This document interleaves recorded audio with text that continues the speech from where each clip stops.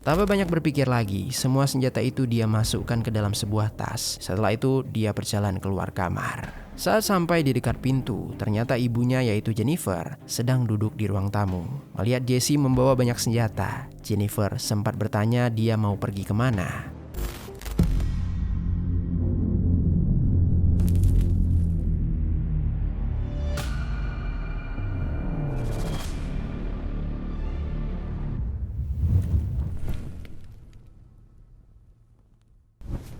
Halo pendengar kisah, selamat datang kembali di channel ini, tempat di mana kami akan membahas kisah-kisah kriminal nyata yang terjadi di seluruh dunia. Kami berharap semoga kalian semua dalam keadaan sehat walafiat dan dijauhkan dari mara bahaya.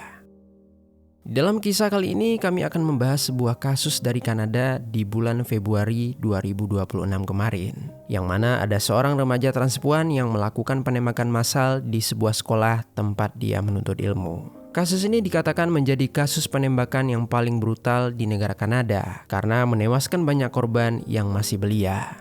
Lalu melalui rekaman jejak digital pelaku, polisi menemukan kalau pelaku ini sempat membuat simulator penembakan di sebuah game yang bernama Roblox. Bahkan pelaku juga sempat berkonsultasi dengan aplikasi ChatGPT. 6 victims were found, including 1 teacher and 5 students. Apa yang sebenarnya pelaku inginkan dan bagaimana kronologi selengkapnya? Jadi beginilah kisah di baliknya. Pada 4 Agustus tahun 2007, lahirlah seorang anak laki-laki bernama Jesse Van Rootselaar di sebuah kota kecil di Kanada yang bernama Tumbler Ridge. Di awal kehidupannya, dia tinggal bersama kedua orang tuanya, Justin dan Jennifer, serta juga 4 saudara lainnya. Namun suasana keluarga mereka perlahan berubah dan tidak lagi harmonis. Ketika Jesse masih sangat kecil, tepatnya di tahun 2009, kedua orang tua Jesse memutuskan untuk bercerai. Setelah itu sempat terjadi perebutan hak asuh yang membuat kehidupan Jesse dan saudara-saudaranya menjadi tidak stabil. Mereka beberapa kali harus berpindah tempat tinggal. Kadang Jesse tinggal bersama ayahnya di provinsi Newfoundland. Lalu beberapa minggu kemudian dia kembali lagi bersama ibunya di kota Tumbler Ridge. Perpindahan ini terus terjadi sampai akhirnya keputusan hak asuh ditetapkan. Pada akhirnya, Jesse dan semua saudaranya tinggal bersama Jennifer di sebuah rumah yang terletak di Feller Avenue. Jesse menjalani kehidupan seperti anak-anak lain pada umumnya, termasuk bersekolah di Tumbler Ridge Secondary School yang cukup dikenal di wilayah tersebut. Seiring bertambahnya usia, dia mulai merasakan sesuatu yang berbeda dalam dirinya. Entah kenapa, dia merasa lebih nyaman jika menjadi seorang perempuan. Perasaan itu tidak datang tiba-tiba, tapi berkembang perlahan dan terus dia rasakan selama bertahun-tahun. Di tahun 2020, Jesse mulai mengambil langkah untuk menjalani proses transisi menjadi seorang transpuan. Proses tersebut dia mulai dari hal-hal sederhana, seperti mengenakan pakaian perempuan dan mendaftarkan diri untuk menjalani terapi hormon. Semua itu dia jalani dengan harapan bisa menemukan jati dirinya. Namun harapan itu tidak sepenuhnya berjalan lancar. Memasuki masa remaja, Jesse mulai menghadapi masalah kesehatan mental yang cukup berat. Pernah suatu waktu ibunya membawa dia ke seorang psikiater untuk dilakukan pemeriksaan. Dan dari hasil itu, Jesse didiagnosis mengalami depresi dan gangguan spektrum autisme. Bukan hanya itu, dia diketahui juga mengidap ADHD dan OCD. Oleh sebab itulah, mau tidak mau Jesse harus rutin mengonsumsi obat antidepresan dan antipsikotik setiap hari. Meski media tidak menyebutkan penyebabnya, tetapi tidak ditemukan adanya tanda-tanda Jesse mengalami suatu perundungan. Jadi mungkin saja hal itu dipengaruhi oleh peran ayah yang tidak selalu hadir dalam kehidupan Jesse. Oleh karena itulah, meski Jesse sudah menjalani pengobatan, kondisi emosionalnya tetap sering tidak stabil dan sulit dikendalikan. Singkat cerita, seiring waktu, keadaan Jesse semakin mengkhawatirkan. Di awal tahun 2023, saat Jesse masih duduk di kelas 9, ibunya memutuskan untuk menghentikan pendidikan Jesse sementara waktu. Keputusan itu diambil setelah Jesse mulai sering menyakiti dirinya sendiri, hingga akhirnya dia disarankan untuk menjalani rawat inap di rumah sakit jiwa. Selama berada di sana, kondisi mental Jesse perlahan menunjukkan perbaikan. Dengan pertimbangan tersebut, berdasarkan rekaman medis yang ada, Jesse akhirnya diperbolehkan pulang ke rumah. Namun setelah kembali ke lingkungan sehari-harinya, entah kenapa kondisi Jesse malah tidak menunjukkan perbaikan yang konsisten. Dia malah terlibat dalam penggunaan zat-zat terlarang. Dalam satu kejadian, dia bahkan sempat mengunggah di media sosial kalau dirinya hampir membakar rumah setelah mengonsumsi jamur psikedelik yang memicu halusinasi. Mungkin dia merasa hal itu menjadi satu-satunya cara agar dia lebih tenang. Akibat kejadian itu, pihak kepolisian setempat datang ke rumah Jesse. Tetapi saat itu Jesse hanya diberikan peringatan dan edukasi tanpa adanya tindakan hukum lebih lanjut. Lalu di sisi lain, Jesse mulai sering menunjukkan ketertarikan yang semakin kuat terhadap konten-konten kekerasan ekstrim tanpa diketahui oleh ibunya. Awalnya dia hanya menonton video pengeksekusian, tetapi lama-kelamaan rasa penasaran berubah menjadi kebiasaan yang sulit untuk dihentikan. Dari situ dia kemudian membuat sebuah akun YouTube dengan profil bergaya anime, berlatar warna merah muda dan putih serta gambar senapan. Melalui akun itu, Jesse mengunggah berbagai video latihan menembak menggunakan berbagai jenis senjata. Dan yang cukup mengejutkan adalah sebuah fakta kalau aktivitas ini justru mendapatkan dukungan dari ibunya. Jennifer bahkan sempat membagikan kanal YouTube Jesse di media sosial miliknya. Dia menyebutkan kalau konten tersebut berisi tentang hobi putranya yang gemar berburu.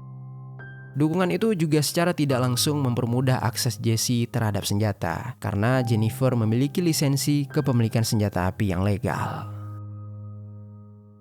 Namun tanpa disangka, video-video itu ternyata banyak digemari. Dari situlah ide lain mulai muncul di benak Jesse. Jesse membuat sebuah simulasi penembakan di sebuah game Roblox, yaitu aplikasi yang memungkinkan pengguna membuat atau memainkan game itu sendiri. Di dalam game tersebut dia merancang sebuah lokasi di mana pemain bisa mengambil senjata dan menembak karakter lain. Tampilan game seolah menggambarkan skenario penembakan massal, dan yang lebih mengkhawatirkan, game itu ternyata dimainkan oleh banyak orang dari berbagai usia. Lalu karena banyak mendapatkan perhatian, rasa penasaran Jesse semakin berkembang. Jesse mulai mencari tahu lebih jauh tentang penembakan massal, termasuk bagaimana cara melakukannya. Sekitar bulan Juni 2025, dia sempat menggunakan ChatGPT untuk bertanya berbagai hal terkait skenario penembakan. Selama beberapa hari, dia terus menyusun gambaran kejadian di dalam percakapan GPT tersebut. Jika jawaban yang dia dapatkan tidak sesuai, maka Jesse akan terus mengulang pertanyaan-pertanyaan sampai mendapatkan respon yang dia inginkan. Hingga akhirnya akun milik Jesse diblokir karena percakapan di GPT tersebut dianggap terlalu sensitif. Setelah itu ketika usianya menginjak 18 tahun, sekitar bulan September 2025, Jesse beralih ke sebuah website lain bernama Watch People Die. Di sana dia bergabung dengan forum yang membagikan konten-konten kekerasan. Dalam forum itu, Jesse cukup sering mengupload foto senjata dan video dirinya saat berburu. Tanpa diduga, foto dan video itu mendapatkan respon dari berbagai orang yang mengaku pernah melakukan penembakan. Dari interaksi tersebut, keinginan Jesse untuk melakukan hal serupa di dunia nyata perlahan tumbuh. Memasuki awal tahun 2026, rasa penasaran berubah menjadi sesuatu yang lebih serius. Jesse tidak hanya mencari dari internet, tetapi dia juga melakukan percakapan dengan orang-orang yang mengaku memiliki pengalaman serupa. Hari demi hari, pikirannya semakin dipenuhi dengan hal tersebut. Setelah merasa sudah sangat paham, dia barulah menyusun rencana dan mencari waktu yang tepat untuk melancarkan aksinya. Singkat cerita, tibalah di tanggal 10 Februari 2026, sekitar pukul 1 siang. Jesse sedang berada di kamar sambil menyiapkan beberapa senjata milik Jennifer. Di sana terdapat 2 senapan laras ganda, 1 pistol berjenis Desert Eagle, dan juga sebuah karabin semi-otomatis. Tanpa banyak berpikir lagi, semua senjata itu dia masukkan ke dalam sebuah tas. Setelah itu, dia berjalan keluar kamar. Saat sampai di dekat pintu, ternyata ibunya yaitu Jennifer sedang duduk di ruang tamu. Melihat Jesse membawa banyak senjata, Jennifer sempat bertanya dia mau pergi kemana. Namun Jesse hanya menatap ke arah Jennifer tanpa memberikan jawaban. Lalu tanpa peringatan, Jesse langsung mengeluarkan senapan karabin, lalu melepaskan pelatuk hingga peluru mengenai Jennifer di bagian kepala. Melihat penembakan itu, Emmett yang merupakan adik Jesse langsung berteriak panik dan berlari menghampiri ibunya. Dia menangis histeris di depan Jennifer yang sudah tergeletak bersimbah cairan merah. Emmett kemudian bertanya kepada Jesse mengapa dia melakukan hal itu. Namun Jesse tidak menunjukkan reaksi apapun. Dia justru melemparkan senapan pertamanya, lalu mengambil senapan lain yang berjenis laras ganda. Jesse kemudian membidik senapan tersebut dan melepaskan tembakan hingga mengenai Emmett di bagian pelipis. Setelah suara tembakan menggema di dalam rumah, tangisan Emmett yang tadi terdengar mendadak berhenti. Tubuh Emmett jatuh tepat di samping ibunya. Sementara itu, saudara Jesse yang lain yang berada di ruangan berbeda, mereka hanya terdiam ketakutan. Mereka melihat kejadian itu dengan jelas, tetapi tidak ada satupun yang berani bergerak atau berkata apapun demi menyelamatkan diri. Setelah itu, Jesse melempar lagi senapan kedua ke atas lantai. Sementara di tasnya masih tersisa satu senapan lain, yaitu berupa sebuah pistol yang akan dibawanya. Dengan langkah cepat dan penuh emosi, dia keluar dari rumah. Saat itu, pikirannya seolah hanya terfokus pada satu hal, yaitu melakukan penembakan massal di sebuah sekolah tempat dia pernah belajar.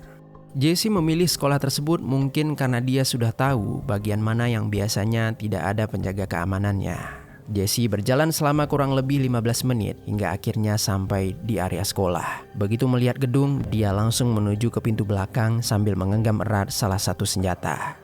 Saat masuk ke lorong kelas, kehadirannya langsung membuat suasana berubah drastis. Orang-orang yang melihat Jesse membawa senjata langsung berteriak histeris. Di tengah kepanikan itu, Jesse melihat seseorang yang bernama Tikaria yang berada di dekat tangga.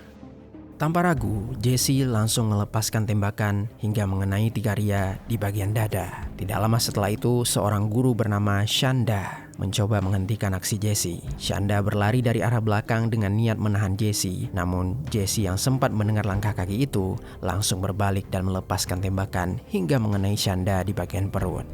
Tubuh Shanda merosot jatuh ke lantai dengan cairan merah yang mengalir.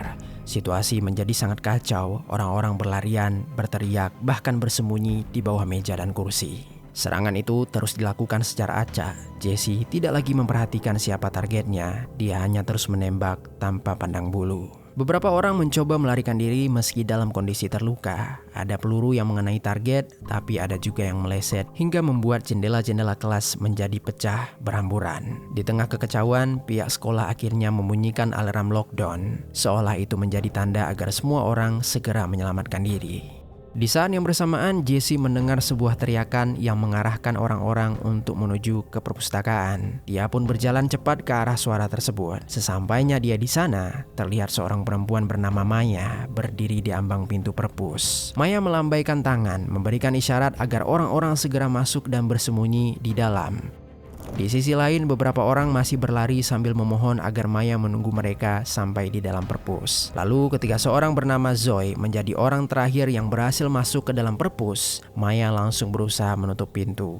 Tetapi dari kejauhan, Jesse terlihat mengganti senjatanya. Dia mengeluarkan pistol dan mengarahkannya kepada Maya. Jesse melepaskan tembakan ke arah Maya hingga mengenai bagian leher secara berulang kali. Maya refleks memegang lehernya, nafasnya seketika terasa sesak. Orang-orang di dalam perpus yang melihat kejadian itu pun semakin menjadi panik dan menangis ketakutan. Jesse kembali mengangkat pistol dan melepaskan tembakan kedua pada Maya di bagian kepalanya. Seketika itu juga Maya terjatuh di ambang pintu setelah menyelamatkan orang-orang lebih dulu. Di samping itu, Jesse langsung berjalan cepat untuk masuk ke dalam perpus dan dia kembali melakukan serangan. Dalam waktu singkat, dia menembakkan senjata hingga mengenai 4 target.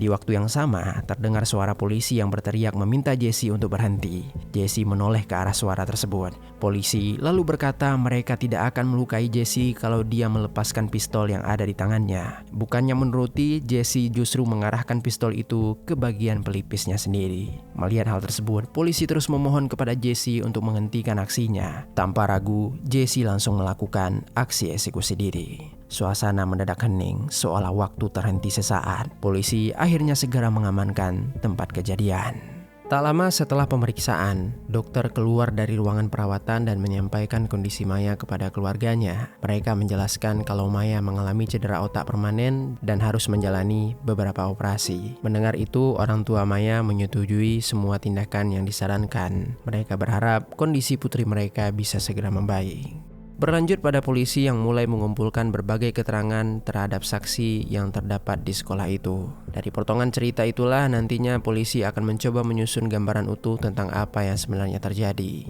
Setelah keadaan mulai tenang, para siswa yang selamat satu persatu mulai memberikan kesaksian. Salah satu dari mereka mengaku kalau saat dia berada di dalam kelas, tiba-tiba dia mendengar suara tembakan yang berulang. Suara itu datang begitu cepat dan membuat semua orang panik.